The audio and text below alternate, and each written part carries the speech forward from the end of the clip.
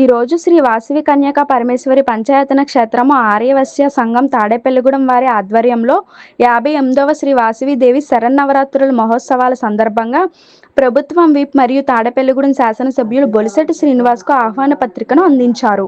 ఈ కార్యక్రమంలో ఆలయ కమిటీ అధ్యక్షులు శ్రీ కొర్లేపార శ్రీరామచంద్రమూర్తి, గౌరవ అధ్యక్షులు శ్రీ మారం వెంకటేశ్వరరావు, ఉపాధ్యక్షులు శ్రీ పాబోలు రాజగోపాలరావు, ఉత్సవ కమిటీ చైర్మన్ శ్రీ వబిలిశెట్టి నటరాజు, ప్రధాన కార్యదర్శి శ్రీ నన్ను బాలత్రిపుర సుందర్రావు, కోశాధికారి శ్రీ భోగవిల్లి రమేష్, శ్రీ ఆలపాటి కృష్ణకుమార్, రథోత్సవ కమిటీ చైర్మన్ శ్రీ నారాయణ రాంబాబు, ఆలయ కార్యదర్శి శ్రీ ఆలపాటి సత్యనారాయణ మరియు కమిటీ సభ్యులు పాల్గొన్నారు. ఇంట్లో కార్యక్రమంలాగా ఆర్యవైశ్యులందరూ కూడా మమ్మల్ని కూడా కలుపుకుని ఇక్కడ మేజర్ కాపులు ఆర్యవైశ్యులు ఎక్కువ వ్యాపారం అంతా వీళ్ళు జీవనోపాధి సాగించే విధంగా అందరూ కలిసి ఇక్కడ ఈ సమాజంలో ఉన్నాం. అదేవిధంగా ఈరోజు అమ్మవారి ఉత్సవాలను ఎంతో ఘనంగా చేయడానికి వారంతా నిశ్చయించిన మేరకు ఖచ్చితంగా అమ్మవారి ఉత్సవాలు ఎప్పుడు బాగా జరుగుతాయి.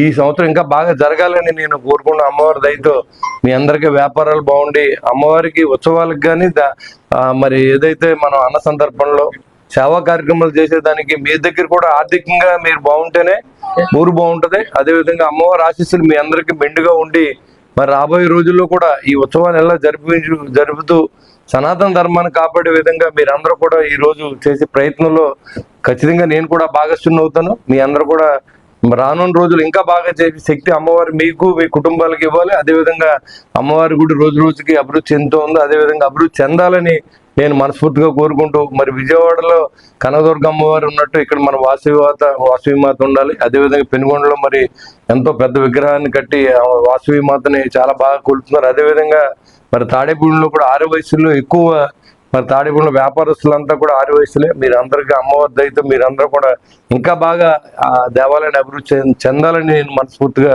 కోరుకుంటూ నా వంతు సహకారాన్ని మీ అందరికీ నేను ఎప్పుడు ఇస్తాను. ఖచ్చితంగా మీరందరూ ఓట్లు వేస్తే గెలిచాను. మీ అభిష్టం మేరకు పనిచేస్తానని చెప్పి కూడా నేను